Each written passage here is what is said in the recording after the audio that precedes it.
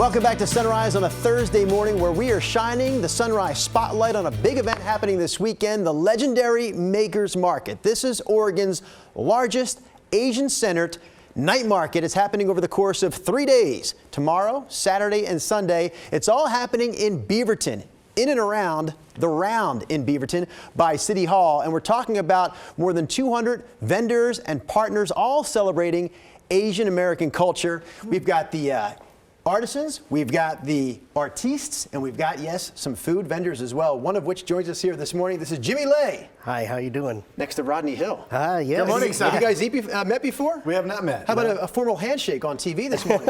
Boom. Or a fist bump, that works as well. So Rod is only here for the beginning of the segment, and Rod is here to take a sandwich. Rod, you're going to take one of these sandwiches. Yes. You're going to walk yourself back to the Weather Center where you have to do your next report. Me to pick it up, literally, and just take it? Take one, not both, please. I'll take this one. Okay. Are you going to cut one for me? Okay, he's going to cut that one for you. Oh, yeah, you're put gonna get that the in leg there, in there. crying out loud. No, he's going to, Okay. Jimmy, he's going to take the whole sandwich. Okay. It's fine. No, I'm going to do this. Okay. I'm going to taste it, and I'm going to tell you what I think. Well, I thought, hey, listen. I have to go Hey, now. Rod. Yes. You've got 2 minutes. Eat the whole darn thing. the whole damn Yes.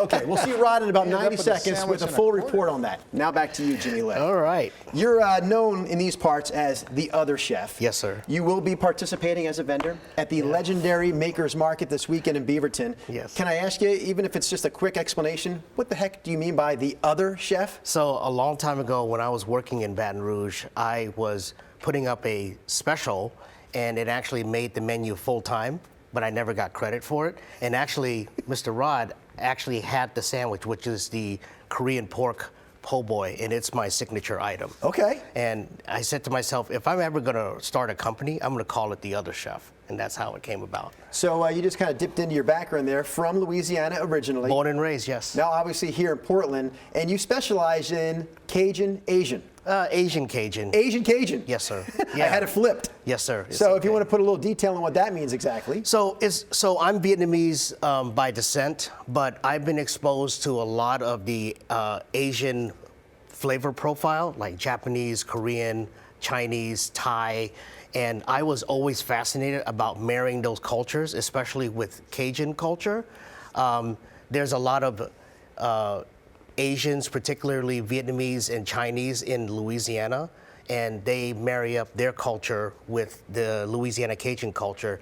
And ever since I moved to Portland, Oregon, I wanted to show you guys what I am capable of with that genre of cuisine.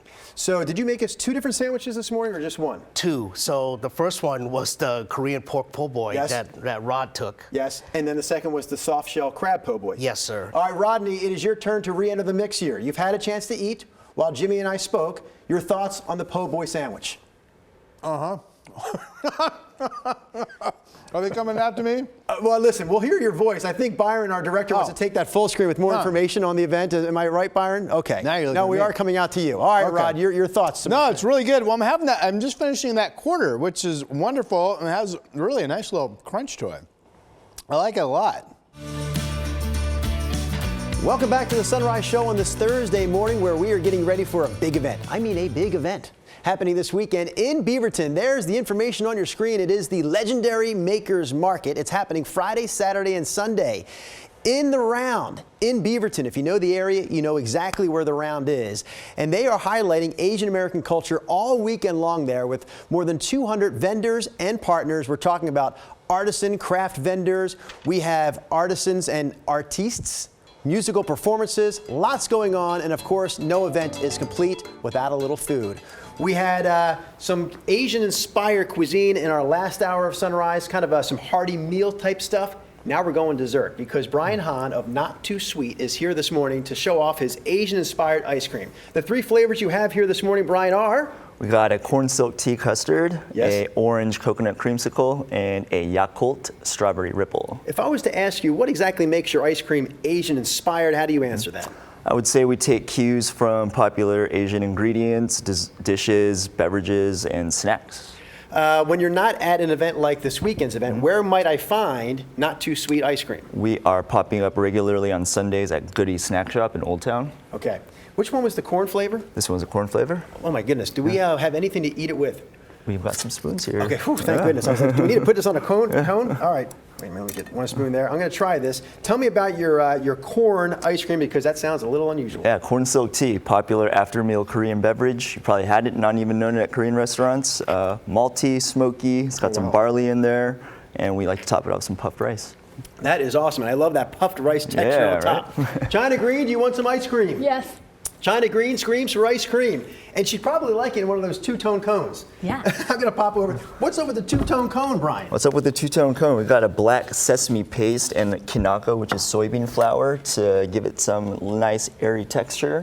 And we press 2 batters in one, and that's how you get that color. Which flavor is that you're feeding China? That is a strawberry Yakult Ripple. Yakult tiny yogurt drinks come in those little bottles. Enjoy a little bit more of that. I have one more question for Brian. When you're at the event this weekend, the Legendary Makers Market, Friday, Saturday, and Sunday in Beaverton, there's some of the information right there on your screen. You see the hours and all that good stuff, and the website, legendarymakersmarket.com. At the event on Friday, Saturday, and Sunday, what flavors are you bringing to the table? Well, we'll have all these 3 flavors in addition to a Thai tea, cookies and cream. I put you on the spot, my friend, and ask, in one word or less, what's happening in your mouth? I need more of it. Okay, more is the key word. More. And you got the two-tone cone that you were bragging about earlier. Yeah, I saw this right when you walked in. Had to have it. The two-tone cone from Brian Hahn of Not Too Sweet, the local ice cream that you can experience for yourself at Legendary Makers Market.